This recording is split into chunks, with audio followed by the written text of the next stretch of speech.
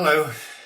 Um, like many of you, I'm stuck at home, finding that all my meetings now are virtual ones in front of this computer, and that face to face seems something in the distant past. But we're managing. I wanted, though, to take this opportunity to say some words of thanks. First of all, thanks to all of you who are staying at home for being there and for not being out there taking the risk of infection and taking the risk of further putting pressures on a very hard stretched National Health Service. The second set of thanks I wanted to give really were to those NHS workers, the paramedics and all of those across the whole range of NHS services who are really such a vital part of trying to deal with the enormous pressure that is coming on them. Alongside of them, of course, the many who perhaps less obvious, the social care staff, and of course behind all of us, making sure that we're kept safe, the police who are doing an excellent job.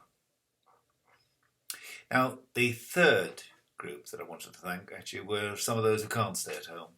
The supermarket workers, the waste collectors, the bus drivers, and so many others who are making sure that we are still, as a city, able to rely on some of the things that are essential to our lives and to make sure that the basics are there for us. And then I wanted to thank the council's own staff. Many of them have found themselves repurposed, found themselves taken away from what are their usual jobs and having to do things completely different from what they are used to. I'm very grateful to them for what they're doing, and of course have made sure that many millions of pounds of budget has been diverted to help them in these very different circumstances.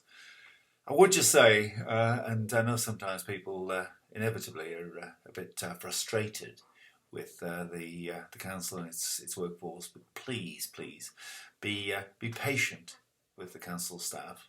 They are there to help. They are doing their best, and they are under enormous pressure themselves. They won't get everything right every time, and please, be understanding of their situation.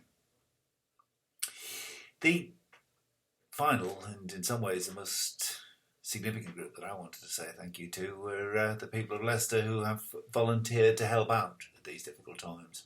Some of them within established charities and community groups who have changed their focus as well, but many of them who've just come forward as individuals and really just want to make sure that their neighbours, their friends, their family, and others out there in the community are kept safe and have food and are warm and well cared for, and obviously within the obvious limits of social distancing.